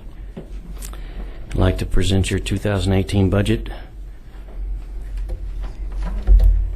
As you know, MABCD is a building and construction department, and our mission is really to ensure that all structures, both residential and commercial, are built to our adopted codes and provide fair guidelines for the local building industry. So we have 5 programs that are included in this information: administration, building inspection, land use, and the last 2 that you see there came with the consolidation of our departments, city and county, starting back in 2013. So we have City of Wichita reimbursement, and then the reimbursement to the City of Wichita. So a brief explanation of our programs. First, we have administration. Here we process building and trade permits, licensing. We work with the unincorporated areas of Sedgwick County, the City of Wichita, and the 10 contracted Class 2 and 3 municipalities within the Sedgwick County. We have building inspection, which is another one of our programs, and here our certified inspection and planning department, even before a building is even started, we review plans and work directly with architects and developers to provide the best quality inspections from the footings all the way to the completed structure when they're ready to open the doors for business. And so we have building, electrical, plumbing, mechanical, trade inspections throughout that process. And we have, next is our land use. Anything related to the land use itself is found here. For example, zoning, nuisance codes. Right now we have a lot of questions with tall grass and weeds, as I'm sure you've heard. Floodplain regulation, private wastewater systems, and the list goes on. Our last 2 programs that's mentioned here is the City of Wichita reimbursement. Now, this was created in 2013 to accommodate the merger of our 2 inspection departments. So this program previously allowed for the county to be reimbursed for cost. It occurred through charges for service collected by the City of Wichita. Now, when MABCD workers leave city employment, they're replaced by county employees, and ownership of the vehicles assigned to former city employees is transferred to the county. So this transition of staff and vehicles to the county is accounted in this program. And then our last one, reimbursement to the City of Wichita. This program was created in 2017 when we merged our departments. City and county became Metropolitan Area Building Construction Department, MABCD, under county management. And it's used to record all permit fees collected by MABCD, as well as quarterly payments made by the county to the City of Wichita to cover the city's costs of MABCD personnel and vehicles. And that last bullet point says, due to the transition of employees to the county staffing table, the amount of money paid to the City of Wichita from this fund center will diminish over time to be replaced by budget authority in one of the other MABCD fund centers. So our budget request, as it shows there, 2008, $7,114,093. It's really a flat line. It's less than 1%. Here we have the summary of all our funds. And just highlighting just a couple of things there. In equipment, you see in 2017 it says $20,100. This was part of a decision package that included a vehicle for a new position. And then there, interfund transfers at $98,260. That's the cost of the building, and it hasn't been added in yet. And so the total is $7,114,093. Now we have two decision packages that we're requesting, which is 2 additional FTEs. So the first package is for an additional inspector, and this is specifically an elevator inspector. Now, this inspector is going to be performing public transportation safety inspections on every passenger and freight elevator, escalator, handicap lift, and stair climb lift. So it's kind of an extensive inspection, and in their timely, they take a lot of time to do these inspections. But to do this in a timely manner, they have to have an inspection every 12 months. And so we're always behind in these inspections by the end of the year, and so we have to carry them over to the next year. So we would like to get another inspector specifically for elevators in this field so that we can make the necessary adjustments so that we can give a timely inspection during this 12-month period. And then our final one is our code specialist in trades. It's really to help and cover the increased work and continued education requirements. This position is very necessary for our administrative staff. In the information it mentions, in 2016, MABCD Administrative Code Specialist staff issued 27,817 building and trade permits. And then from October 25, 2016 to March 24th of 2017, MABCD's dispatch has been presented 25,417 calls. So we have quite a number of, now being under one roof, it really has been beneficial for the trades, contractors, as well as our architects and homeowners, because they're able to walk right in and get these in permits and commercial plan reviews. Just right off the bat, they can just walk in with no problem. But with this, we need to have more, another individual to handle better customer service. So here we have our decision package. Total is $149,873. The inspector position is $94,000. Of course, that includes a vehicle, computer, and fleet costs as well. And our code specialist is $55,819. Of course, we already have a full workstation for this position. We have no alternative reduction proposals or revenue packages. Of course, there's the department summary again. Our total package, decision package request. And I'll stand for any questions. Okay, we do have a question. Commissioner Ranzau. Yeah, what would the revenue for those decision packages come from? What were the costs again? No, where would that money come from? Commissioner, MABCD is funded by builders, permit fees, plan review fees. So that money would come from that fund, that revenue generated by the builders and developers. Okay, so that's what I thought you'd say. Do we have, or can you give us information on that fund? I mean, income, Yes. expenses, Yes. balance, kind of like some of the stuff you do for these other funds, I think. would Yes. be- One of the paradigm shift on January 1st was having all revenue now to come to Sedgwick County for exactly that, so we keep better track of it, because not only do we have to report it to you, we have to report it to the builders and the development community as well, and the city of Wichita. So we will have a total revenue package. We will have a burn rate of what the city of Wichita is spending on city of Wichita employees, which we have to reimburse quarterly, and we will have a burn rate of what Sedgwick County is using, and you will be able to see very distinctly the differences there and how we're doing. And we have a balance somewhere. We keep that That's correct. segregated from the rest. Well, and Commissioner, just to be clear, we do have to keep this all in the general fund. And so when you see these balances and things, it won't necessarily be broken out apart from that. We are tracking that separately, but we don't have a dedicated fund for this because Okay. state law Just doesn't wanna- authorize us Just to need to have see how that. the numbers Yeah, then sure. associated with your No tracking problem. then. Anything else? Commissioners, any other questions on MABCD? Commissioner Hell. Thank you, Mr. Chairman. Just following up with the previous question. So on the long sheet you gave us yesterday on line 10, it shows actuals last year was 3852, I should say 3.852 million. And 17 shows 115% increase. So can I calculate the 17, I guess the expected 17 revenue then based on those two numbers? Right. So basically it would be more than double of what we received Right. last year. And if you look on page 282 of your binders, that's probably the easiest way for me to illustrate what we're talking about. So in 2016 actual, it shows that MABCD expended 3.13 million, but brought in total revenues of 3.852. If you look at the budget for 2017, the budget itself, the expenditure budget, more than doubled. It went up to 7.1 roughly million. And we're expecting $7.7 million in revenue. Now, how that compares to the forecast, I can dig in and get you those specific numbers. They should be fairly close. But that's just kind of the illustration of how that budget and the forecast has changed with this completed merger.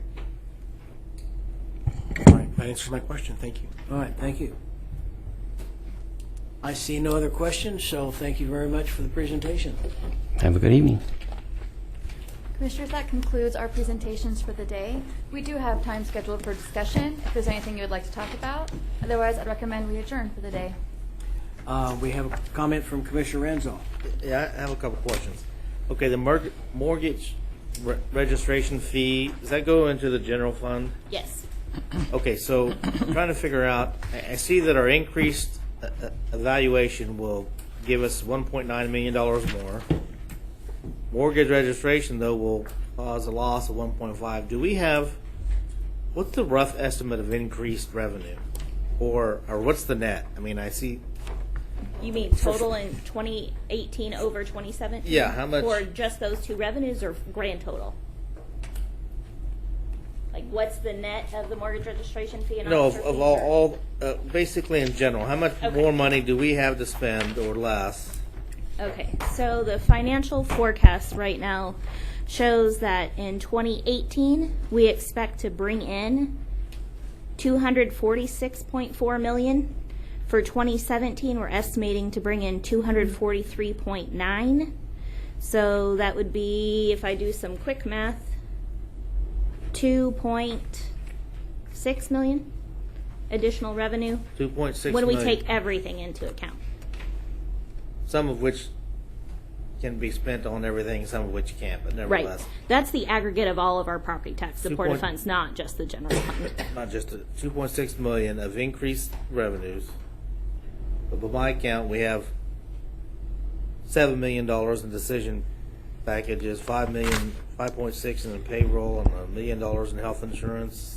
Right, and to be fair, for some of those decision packages, you asked a good question earlier, to have a list of which ones of those are already included in the forecast. A number of those are. So like the CAD decision package that you heard about today is one that's already included in the forecast, that $1 million.